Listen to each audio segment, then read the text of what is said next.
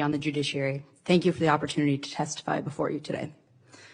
My name is Amanda Zarowski, and I'm here to tell you a little bit about my experience with the Texas abortion bans.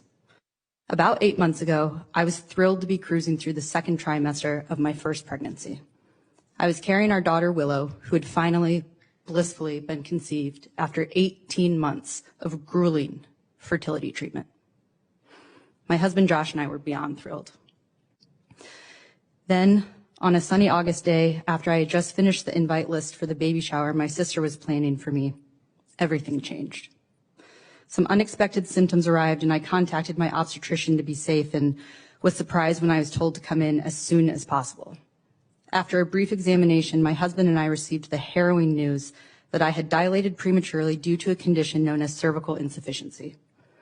Soon after, my membranes ruptured, and we were told by multiple doctors that the loss of our daughter was inevitable. It was clear that this was not a question of if we would lose our baby, it was a question of when. I asked what could be done to ensure the respectful passing of our baby and to protect me now that my body was unprotected and vulnerable. I needed an abortion. My healthcare team was anguished as they explained there was nothing they could do because of Texas's anti-abortion laws, the latest of which had taken effect 2 days after my water broke.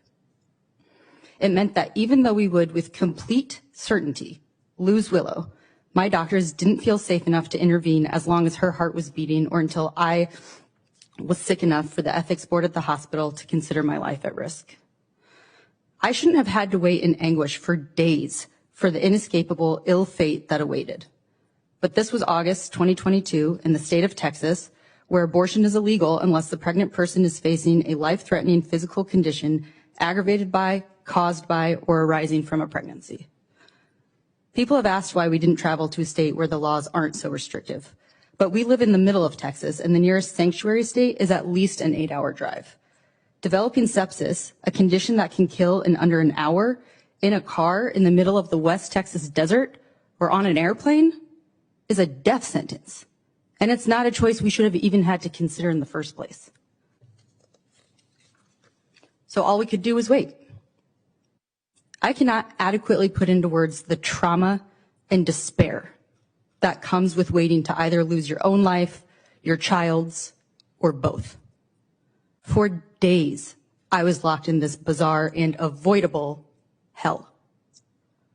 Would Willow's heart stop, or would I deteriorate to the brink of death? The answer arrived 3 long days later. In a matter of minutes, I went from being physically healthy to developing a raging fever and dangerously low blood pressure.